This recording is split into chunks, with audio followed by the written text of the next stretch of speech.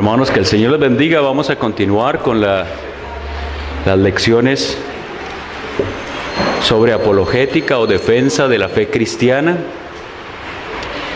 Habíamos quedado en cuanto a las versiones o a los escritos del Antiguo Testamento y nos faltó un poquito de información sobre el Antiguo Testamento que usaron los apóstoles, que fue llamada la versión de los 70.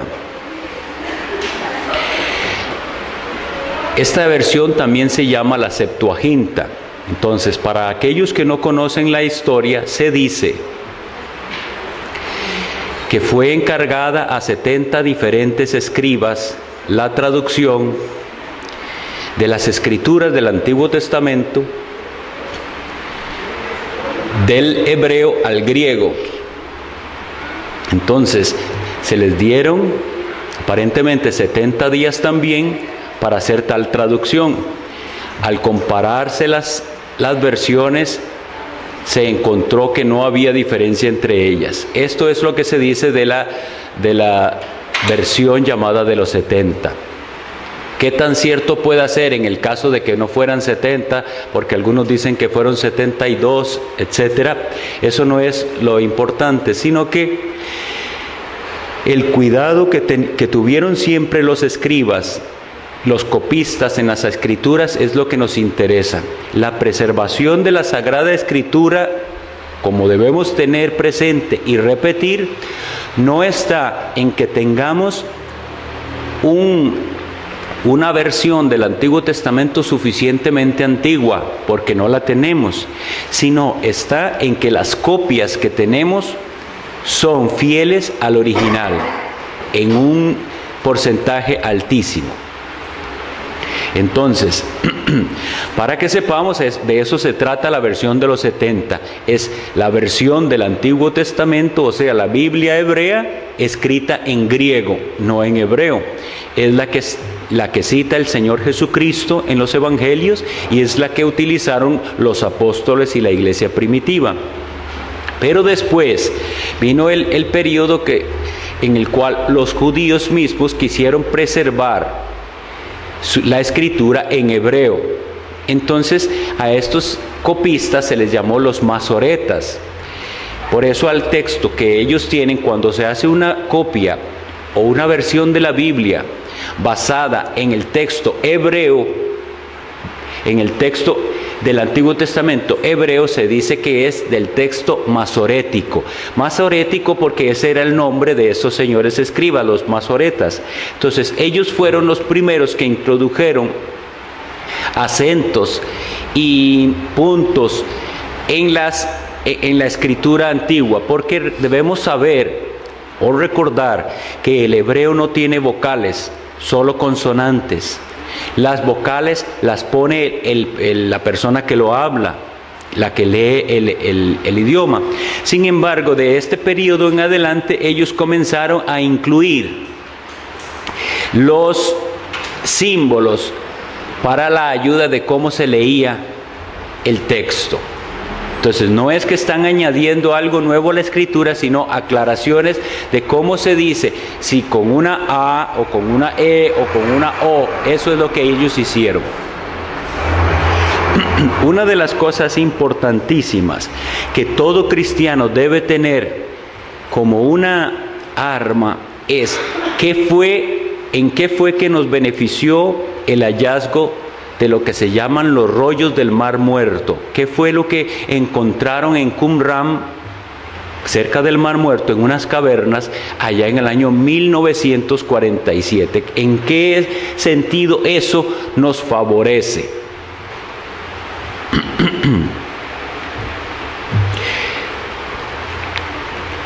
El hallazgo es tal que al comparar, había muchos escritos en el hallazgo. Estamos hablando de que no solo se encontró el Antiguo Testamento, se encontraron copias de muchos escritos antiguos. Por ejemplo, de la secta de los esenios. Muchos otros escritos. ¿Qué es lo importante? Lo importante de los rollos del Mar Muerto es la comparación, porque esto se está encontrando en 1947. Y nosotros entonces podemos comparar algo que estuvo escondido en una cueva por más de 900 años, empecémoslo así, digámoslo en números redondos, 1000 años después, encontramos un manuscrito que al compararlo con lo que nosotros tenemos en Isaías, no hay diferencias. La pequeñísima diferencia que hay es con respecto a letras y no con respecto a ningún sentido de lo que se escribe ahí. Entonces, ¿en qué nos sirve? En que es una prueba para nosotros, es una prueba para nosotros de cómo el Señor ha preservado las Sagradas Escrituras. Entonces, quisiera leerles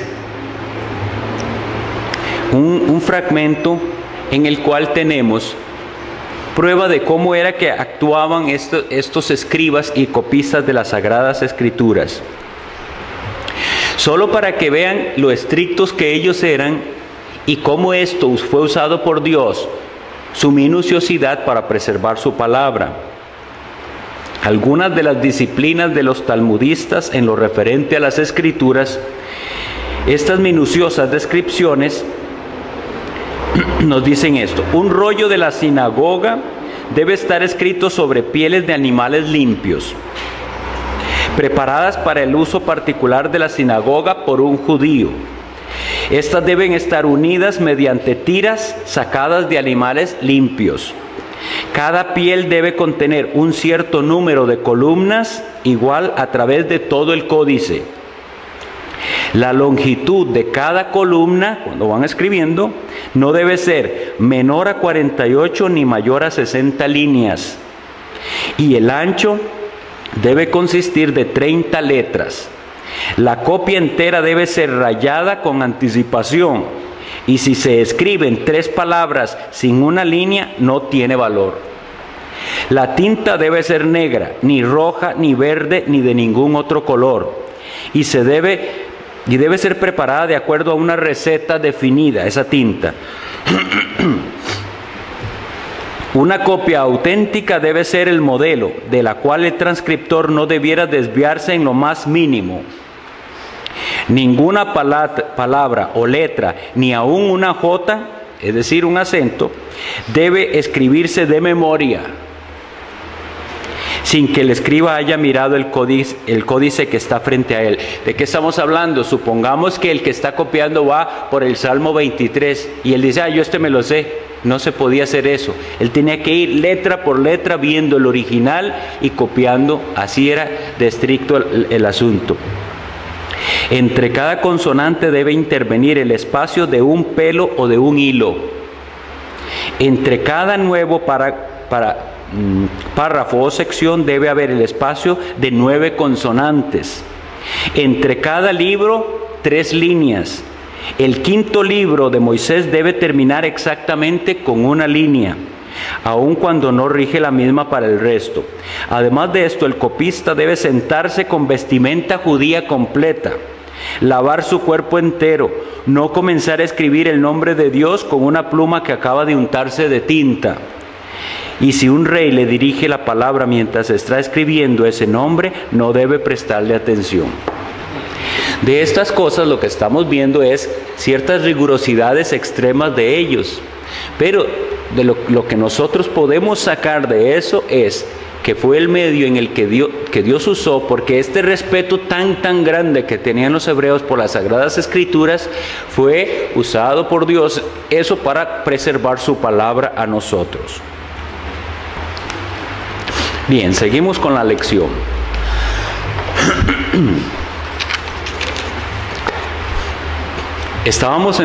Habíamos terminado de ver el canon del Antiguo Testamento y empezamos con la importancia del Nuevo Testamento.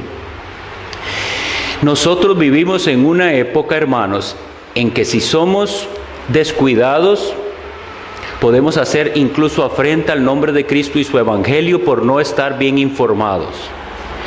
Cuando las personas que han visto esta película del Código Da Vinci reciben las mentiras que el diablo puso en esa película para engañar al mundo, Cuando eso sucede y el cristiano no tiene una respuesta, estamos nosotros afrentando el Evangelio, porque estamos dando por cierto algo que es mentira. Y la Biblia dice así: ay del que a lo malo llama bueno y a lo bueno malo. Películas como El Código Da Vinci o los programas que se estuvieron haciendo hace un tiempo, que estuvimos enterados sobre el Evangelio de Judas, son cosas para las que nosotros tenemos que tener una respuesta. Y si sinceramente no tenemos una respuesta, debemos arrepentirnos, porque es falta de nosotros informarnos. Entonces, históricamente, la película o el libro del Código Da Vinci es falso, porque atribuye, ¿cómo lo puedo decir?, afirma cosas que históricamente no fueron así.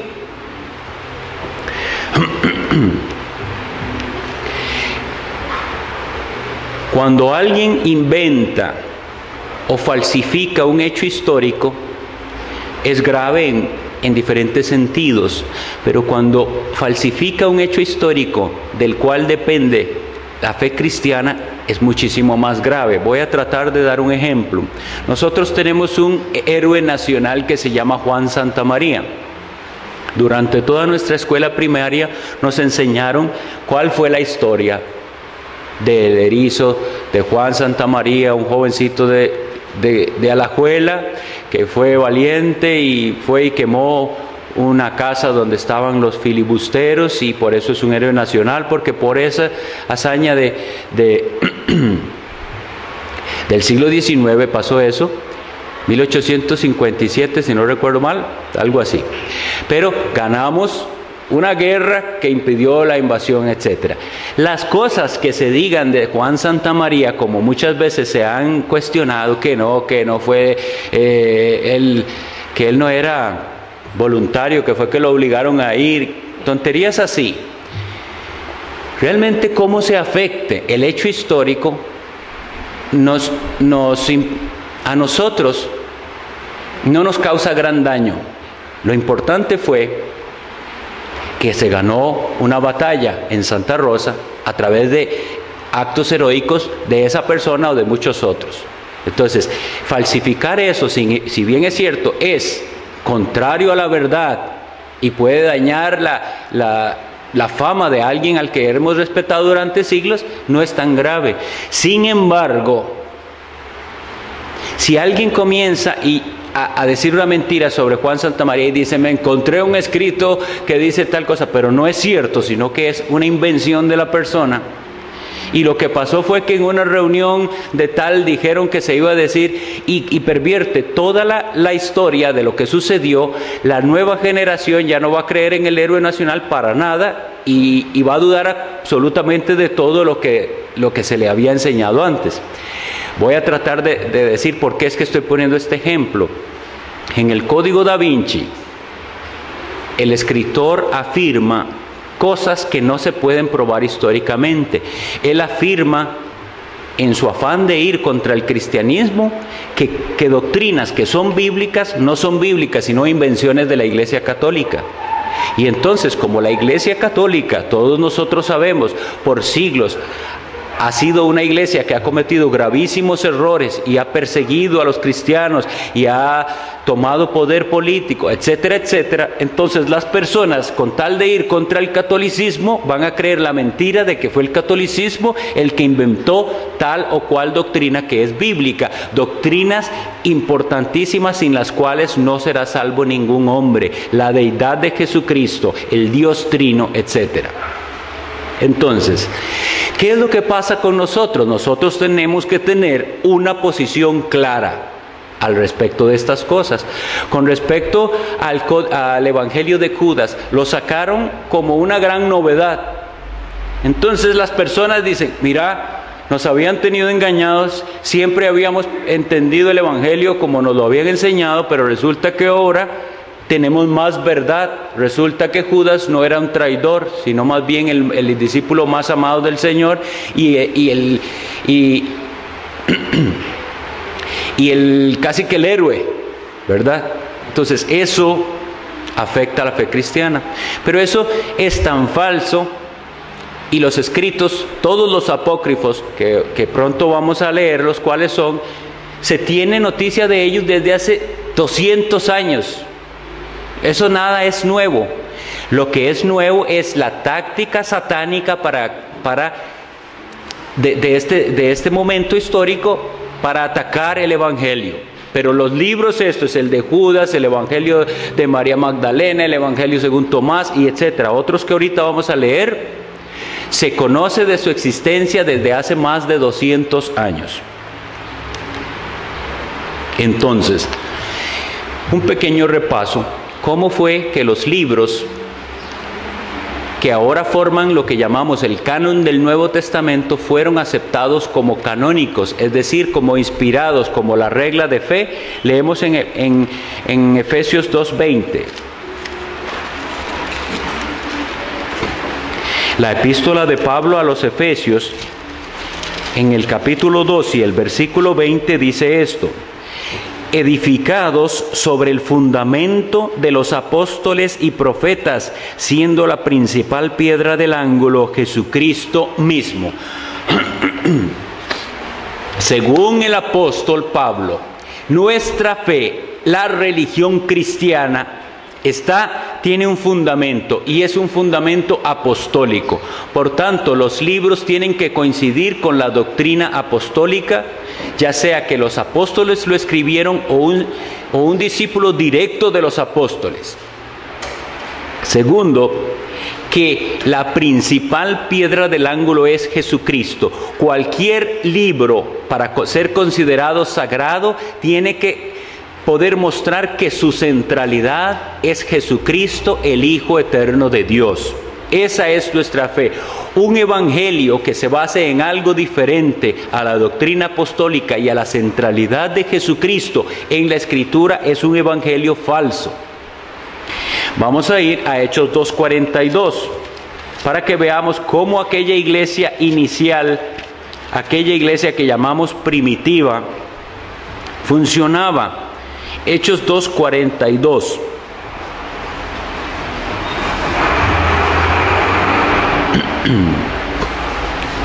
Y perseveraban en la doctrina de los apóstoles, en la comunión unos con otros, en el partimiento del pan y en las oraciones. Realmente en este versículo, hermanos, tenemos una definición básica de cómo se maneja o cómo actúa una iglesia verdadera, la iglesia de Dios. Dice que tienen que perseverar en la doctrina de los apóstoles. Por eso nosotros tenemos que conocer profundamente cuál es esa doctrina de los apóstoles. No algo que es de invención nueva, sino la doctrina que los apóstoles predicaron. Ir a estos escritos y ver cuáles eran sus prácticas. Tenían comunión unos con otros, y eso los caracterizaba el amor, partimiento del pan, celebraban la comunión o cena del Señor y oraciones.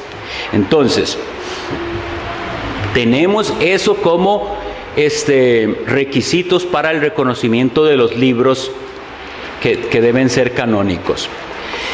Entonces, los evangelios llamados gnósticos, voy a hacer un pequeño anuncio. El hermano Juan me prestó un folletito que parece que fue el hermano Loni el que lo dio alguna vez. Muy bueno, hermanos, si lo tienen deben repasarlo. Tiene información bastante útil. Y ahorita vamos a leer o repasar, porque veo que entonces ya muchos conocen de esto.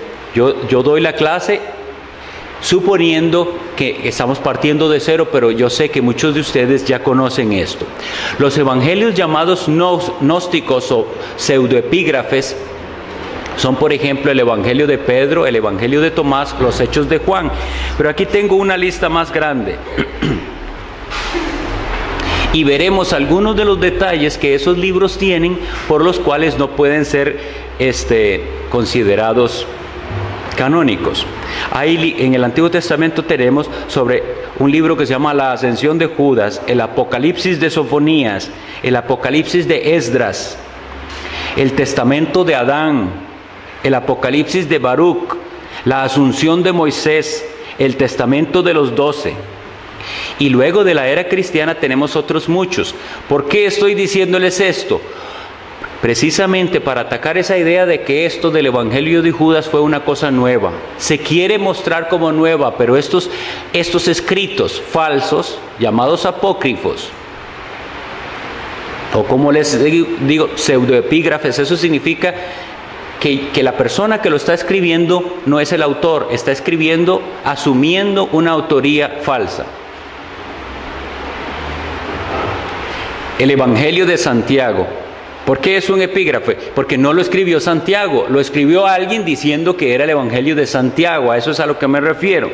Y oigan la gran cantidad de escritos que hay, los cuales están descubiertos, como les digo, desde hace más de 200 años.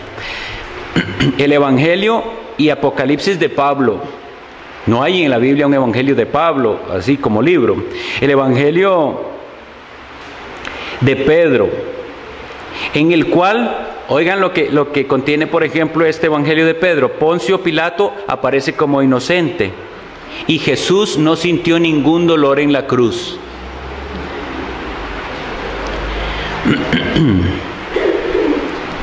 El Evangelio en los Hechos de Juan, otro que se llama Evangelio según los Hebreos, en el cual Jesús se refiere al Espíritu Santo como su madre, cosa que es completamente antibíblica. El Evangelio de la verdad, el Evangelio del nacimiento de María, el Evangelio de Nicodemo, los Hechos de Pilato, Evangelio de Judas, que es el famoso recientemente, en el cual se dice que Judas era bueno y su traición más bien fue a lo que hay que exaltar porque hizo posible la salvación del mundo. El Evangelio de Felipe. En ese Evangelio de Felipe, por ejemplo, atribuyendo, vean, un evangelio a uno de los apóstoles, pero él no lo escribió. Y ese evangelio habla de que el alma asciende a través de 7 esferas hostiles. Cosa completamente contraria al tenor de las Escrituras. Los Hechos de Pedro y el Apocalipsis de Pedro, los Hechos de Andrés, los Hechos de Tomás. En este libro, los Hechos de Tomás, se condena a las mujeres y a la sexualidad. Epístolas de los Apóstoles, el Evangelio de María Magdalena, en el cual se afirma que Jesús la ama más que a todas las mujeres del mundo. Y el Evangelio de Tomás, que tiene supuestamente, que tiene 114 dichos que supuestamente Cristo dijo. Y óiganlo, algo sobre lo que contiene ese Evangelio de Tomás. Pedro hablando dice esto: que se aleje María de nosotros, pues las mujeres no son dignas de la vida. Dijo Jesús: mira, yo me encargaré de hacerla macho, de manera que también ella se convierta en un espíritu viviente, idéntico a vosotros los hombres, porque toda mujer que se haga varón entrará en el reino del cielo. Este tipo de cosas no las ponen en el Discovery ni en National Geographic. Estas cosas que desacreditan completamente a esos evangelios. Ellos ponen las cosas que pongan en duda el evangelio, que pongan a las personas más cerca de la condenación. Esa es la treta de Satanás. Entonces, gracias al Señor que Lonnie había hecho esto y se conserva. Pero entonces tenemos claro eso. Los libros que fueron aceptados por todas las iglesias de manera en un acuerdo. Los libros que se sabía que eran conforme a la doctrina apostólica y en los cuales se podía percibir centralidad de Cristo como la piedra angular de nuestra religión. Un dato por aquí, tenemos entonces 5.366 manuscritos para comparar, algunos de los cuales datan del segundo y tercer siglo. ¿De qué significa esto? Que yo tengo un pedacito del Evangelio de Juan de una fecha, un pedacito del Evangelio de Juan de otra fecha y de otra y de otra y de otra. ¿Y de qué se trata la comparación? De que voy a ver en los diferentes siglos que tengo ese fragmento de Juan si hay alguna variación. No la hay. Gloria a Dios por esto, porque eso nos demuestra que se preservó. Si usted va a leer Juan 3:16, que dice: porque de tal manera amó Dios al mundo, que ha dado a su Hijo unigénito, para que todo aquel que en Él cree no se pierda, mas tenga vida eterna. No tenga miedo, porque ese mismo versículo en el texto que estaba del segundo siglo, también está en el tercero y en el noveno y hasta nuestros días. De eso es de lo que estamos hablando.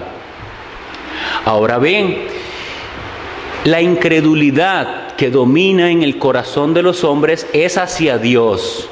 La gente no duda de lo que lee en el periódico, en La Nación y en La República, o cualquier periódico que lee. La gente lo lee sin dudas de que lo que ahí está leyendo es lo que es, aun sin comprobar nada. En cambio, cuando van a las Escrituras, el incrédulo va lleno de dudas y a cuestionarse: ¿y esto por qué dijo así? ¿Y será cierto? ¿O será que se equivocó Pablo? ¿O eso era solo para los corintios? Ese tipo de actitud es porque es la palabra de Dios. Si usted le da un libro de ciencias, o le da el libro de estudios sociales, o lo que sea, a un niño, a un joven estudiante, a quien sea, va y cree lo que ahí está. Sin embargo, la palabra de Dios es cuestionada, porque eso muestra cómo es el corazón del hombre rebelde a Dios. Por ejemplo, nosotros en nuestra currículo que estudiamos en el colegio o en la universidad, hemos tenido que saber de las obras de Homero. Una de ellas famosa, la Ilíada, que hasta se ha hecho películas y todo al respecto. Bueno, de la Ilíada lo único que hay es 643 copias, pero vean la comparación con 5.366 manuscritos. Y de las guerras de Julio César, solo hay 10 con una antigüedad de 1000 años después de su confección. Es decir, si el ser humano no duda de los datos que tiene el librito de las guerras de Julio César. No duda, leo que esas guerras que dice Julio César que él tuvo y las guerras galas, etcétera, no duda de esas. Y resulta que si usted va y le dice: mire, usted sabía que este libro, del cual se tiene registro, es 1000 años más viejo del original. Y la gente sí no se pone a pensar: 1000 años, ¿qué inventos le habrán puesto en esos 1000 años? Le habrán agregado, quitado, etcétera. Sin embargo, en la Biblia, esa es la actitud del incrédulo, que el papel aguanta lo que le pongan. ¿Por qué es importante lo del canon? Vean qué temprano que entró la herejía a la iglesia. Vamos a ir a la primera epístola del apóstol Juan.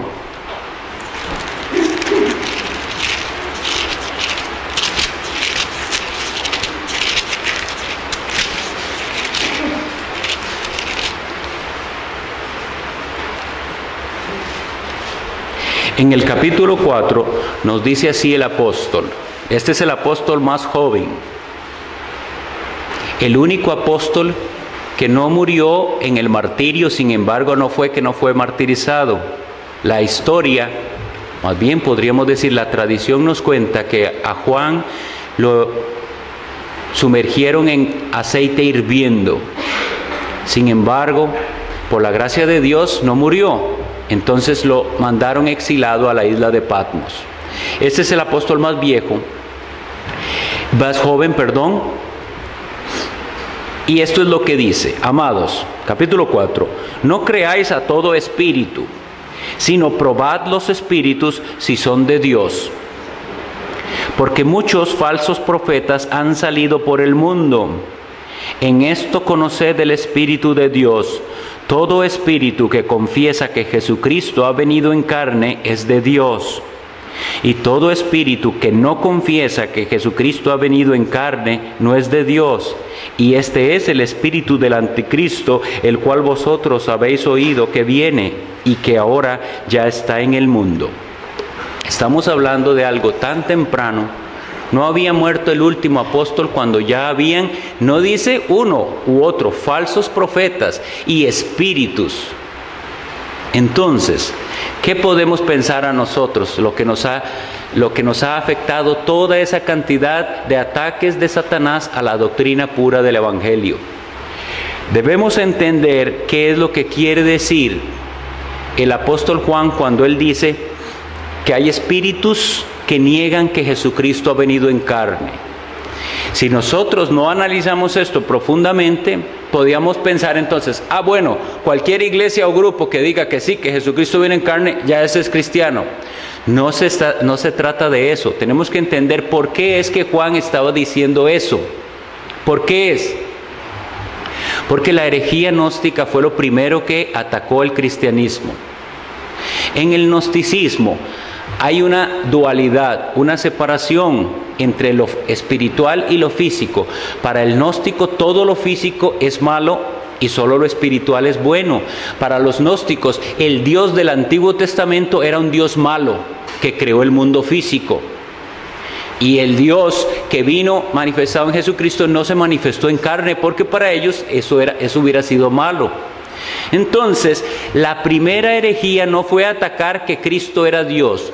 La primera herejía fue atacar que Cristo era hombre. Eso tenemos que tenerlo muy claro, porque luego en los siglos siguientes la herejía fue al revés. Ya entonces, como Satán no pudo meter o prevalecer su error de que Jesucristo, ellos decían, no podía ser un hombre, negaban completamente que Él se hubiera hecho de carne y hueso como cualquier ser humano. Entonces, siglos después, Satanás mete la otra herejía que dice, Él era un hombre, pero no era Dios. Ambas cosas han sido por 2000 años la marca de la verdad salvadora. Es la marca de la verdad escrita en el Evangelio. Entonces, así como nosotros tenemos a Juan luchando desde esto por las herejías, vemos en el año 140 que un hombre llamado Marción hizo su propia lista de libros. Él no estaba de acuerdo con todos los libros que las iglesias utilizaban como canónicos. Entonces él hizo su propia lista. A él le gustaban las epístolas de Pablo, Hebreos no le gustaba, entonces ese no.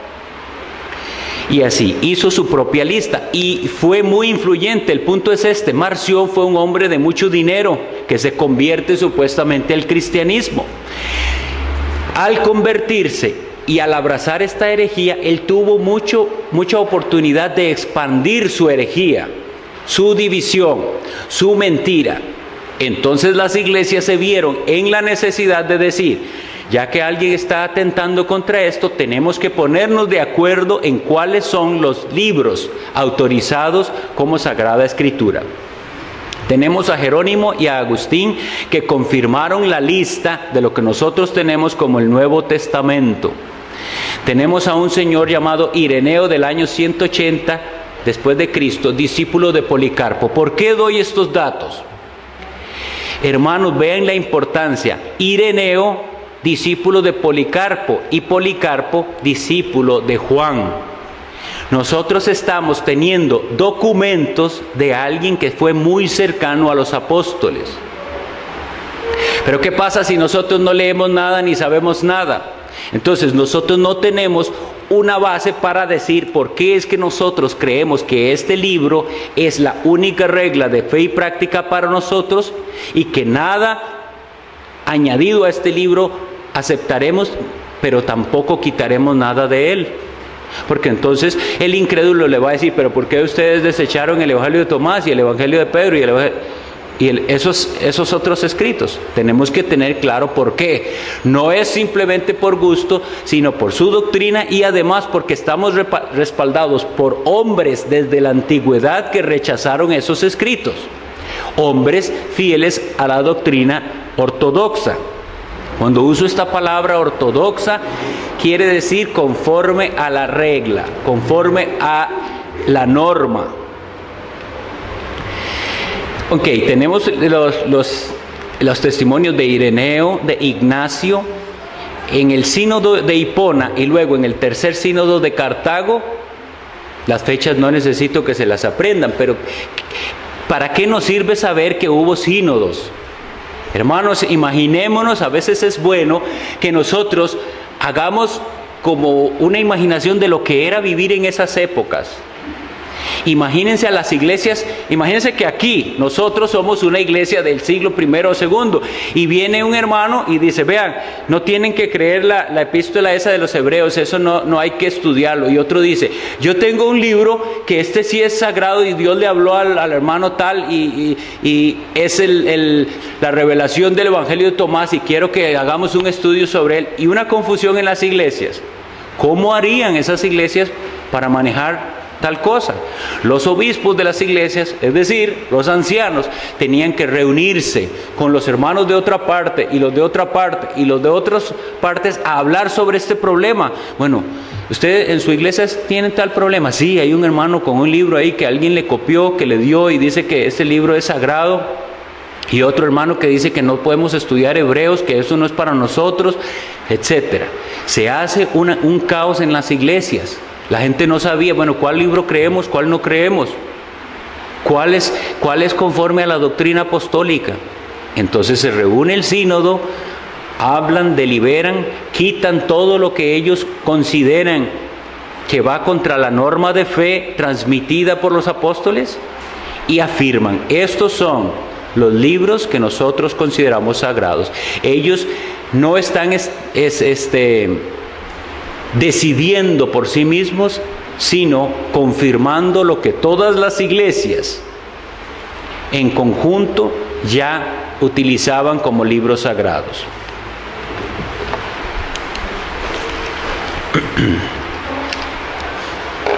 Cuando alguien les hable de problemas textuales que hay en la Biblia, no tenemos que negarlo, porque es una realidad.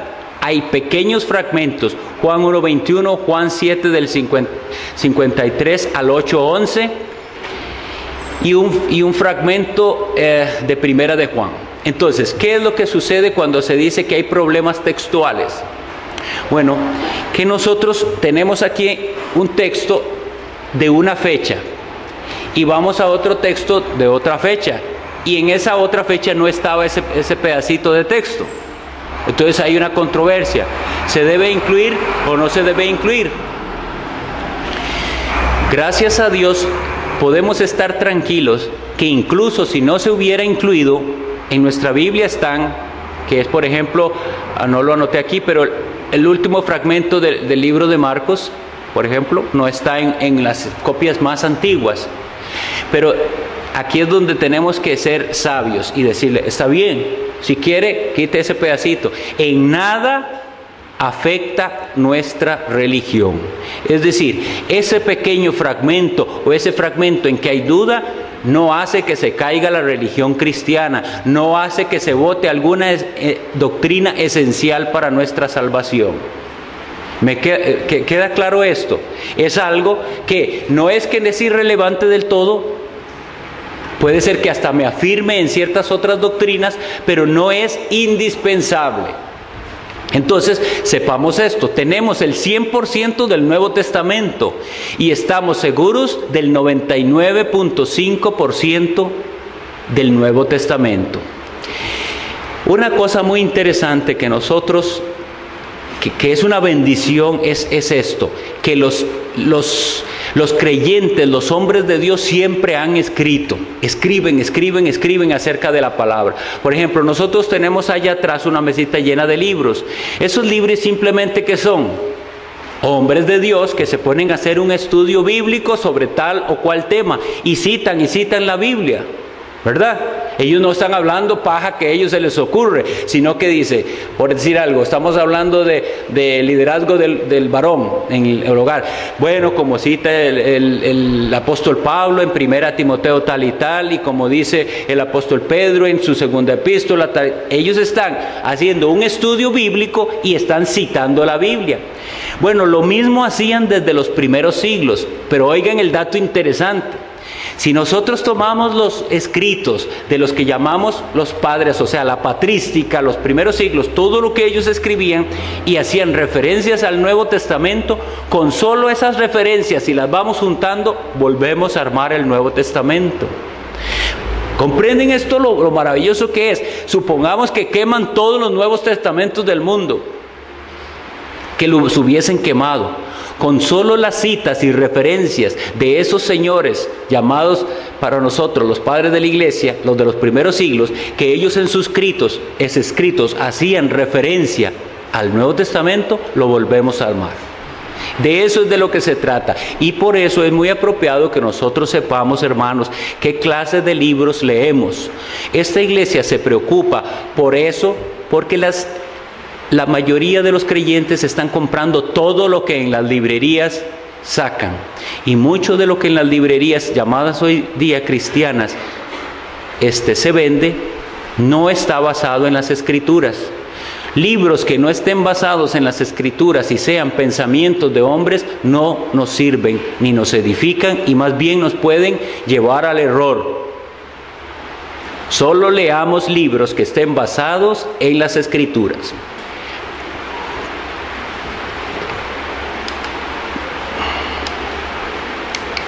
Voy a leer para ustedes unas citas más, que dicha que hay tiempo porque yo estoy tan mal de la garganta.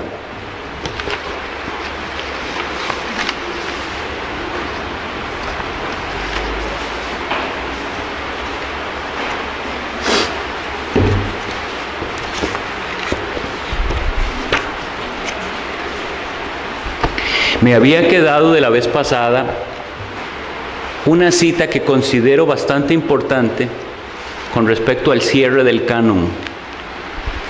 Nosotros, como una iglesia basada en uno de los principios que dice sola scriptura, que en el siglo XVI se utilizaba mucho el latín, sola scriptura significa solo la escritura. Es decir, nuestra fe está basada únicamente en lo que dice la Biblia. Y por eso es que es tan importante este estudio bíblico, este estudio que estamos haciendo. Porque si yo les digo a ustedes que solo la Biblia, pero ustedes no confían en la Biblia, quedamos sin fundamento. O si ustedes, como al igual muchos cristianos en la actualidad, creen en la Biblia, pero creen en cosas extra de la Biblia, tampoco estamos en el fundamento correcto. Vea, un hombre llamado Ignacio de Antioquía, nacido en el año 50 de la era cristiana, murió en el 115, en uno de sus escritos dice algo que es esto: no deseo ponerte, al que le está escribiendo, un mandamiento como lo hicieron Pedro y Pablo. Ellos eran apóstoles. ¿Por qué traigo esta cita? Porque hay un entendimiento desde los primeros siglos. Este hombre es de los más antiguos que tenemos escritos. Hay un entendimiento desde los primeros siglos que el apostolado, en cuanto a los 12 y a la autoridad con que ellos hablaron, más Pablo, porque está citando a Pablo también, eso es irrepetible. Ese es el fundamento puesto para la iglesia de Dios. Hermanos, ¿cuántas veces se pone el fundamento en un edificio?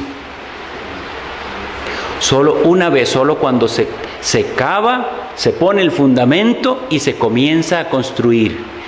Ese mismo concepto tenemos que tenerlo claro para desechar hoy en día cualquier corriente que acepte apóstoles o profetas en el día de hoy al estilo de los apóstoles o profetas de la antigüedad.